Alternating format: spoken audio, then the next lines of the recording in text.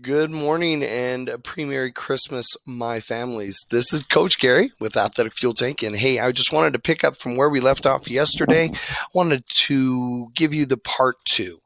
Um, so I told you my journey. I told you where I came from and what I've done over the years with myself and my education and my getting ready to be uh, a continued successful coach. Um, So I wanted to introduce you to my daughter. My daughter is Sierra, and she has started out just like any other kid. Interests. Did some ballet, some dance, right, some gymnastics. She thought that was a lot of fun.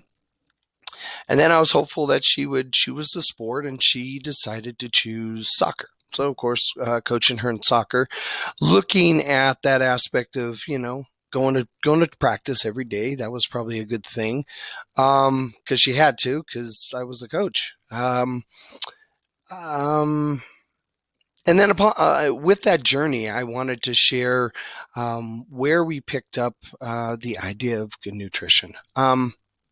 She's probably 7 or 8 entering into competitive sports. And I thought, all right, well, I need to give her the strengthening that she needs, the endurance, the hydration. I looked into that. So, of course, adequate snacks.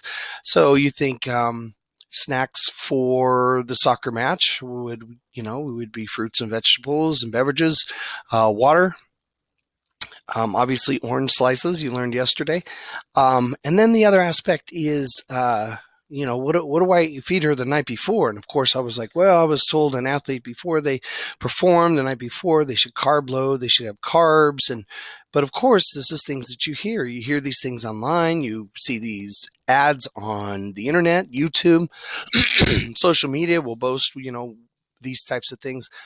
So, in so doing, I did a little research. I made sure I was providing her with the level of nutrition that she needed. A good balanced meal. What is a good balanced meal, right? We're looking at, fruits and vegetables, grains, and proteins, right? Carbohydrates, and how many do you have of those? And because of the fad lifestyle that we live in social media, we say, oh, well, stay away from fats, stay away from sugars, stay away from um, things that glutens, stay away from things that are deemed unhealthy by social media.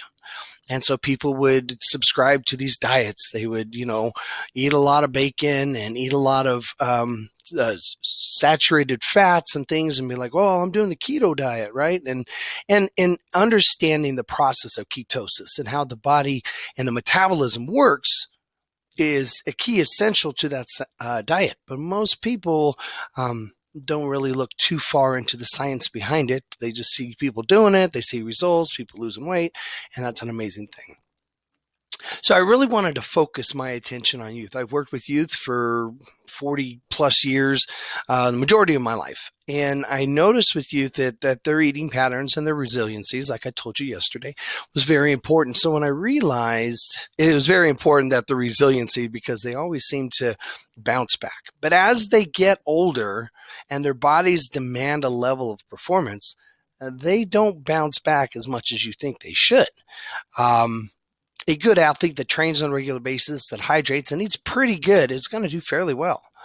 But what is the edge? What do we eat before a meal? What should we eat after a meal? And does it really matter what an 8-year-old eats? And I think creating a good foundation, a good basis for understanding how the body works, how foods are processed in our bodies, what a calorie is, how the energy works, how our body metabolizes that energy, and how does our body use that energy. When we have our three energy systems, our glycogen energy storage system, our anaerobic, and our aerobic energy systems, and we try to understand, okay, well, how does the body use those, right?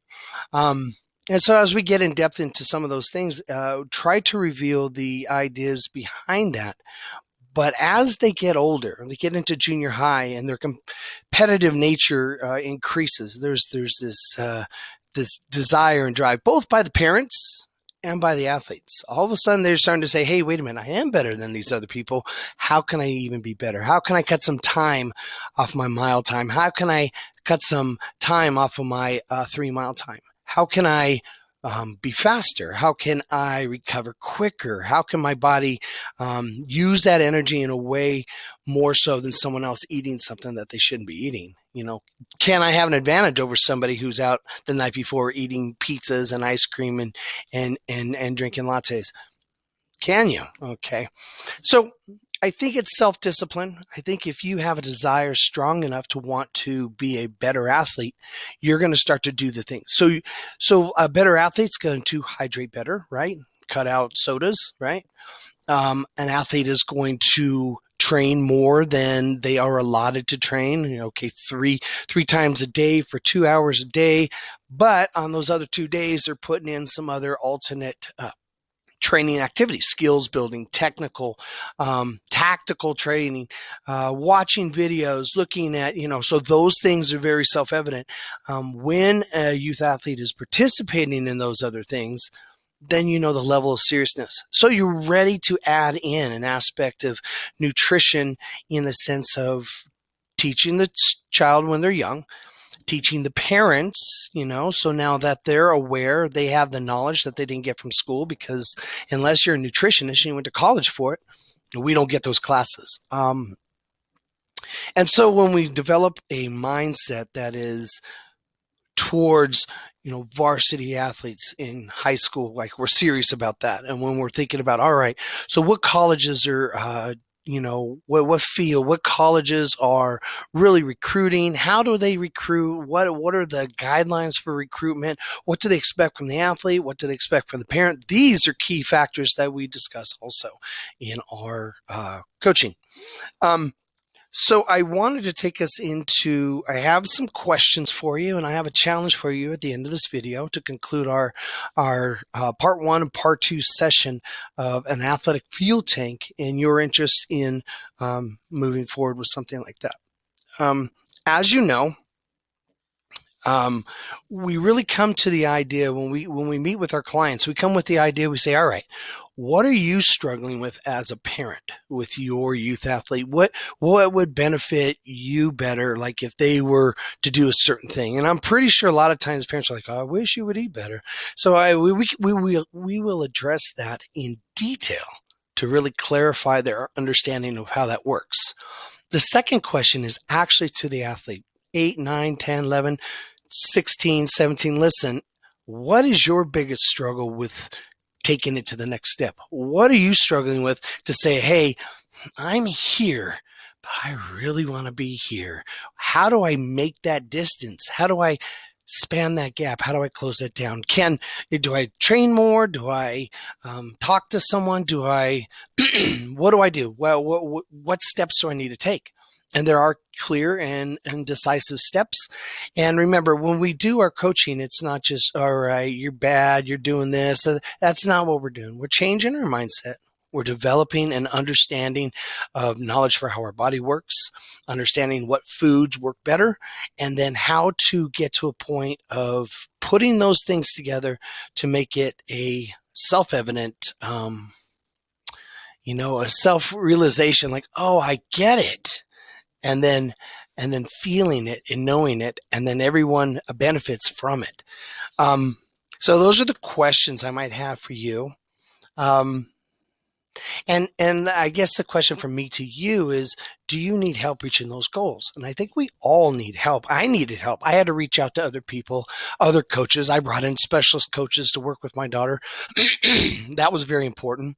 But then I took on the role as being the nutrition coach for my daughter and making sure those meals before, during the week prior to a large competition, meals 2-3 days before, meals after for recovery were sufficient enough to refuel and rebuild the muscles and rebuild the energy within inside my daughter's athletic fuel tank. So what would it take you to, would it be to train more?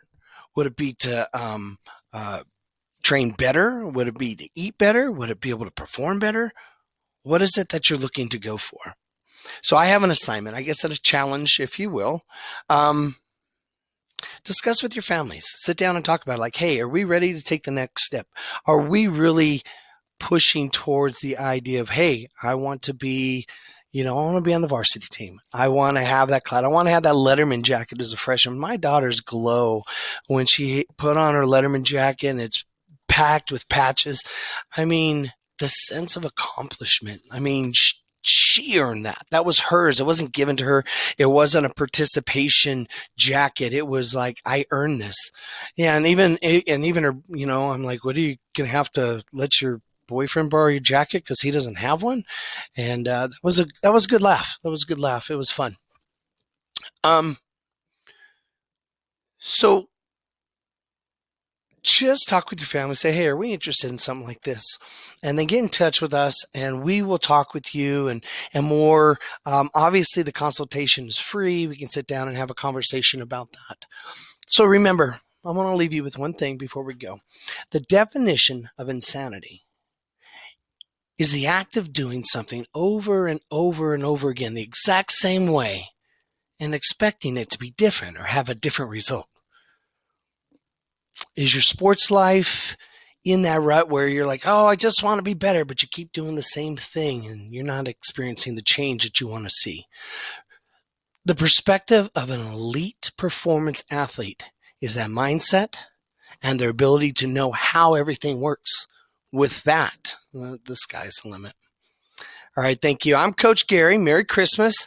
I did notice that my wall is red, my hat is red, and my shirt is red. So I probably look like a floating head today. But season greetings. I hope everybody out there is being healthy and well. Please be safe. Spend some time with your families. And I will see you guys out there. Thank you very much and have a beautiful, blessed day.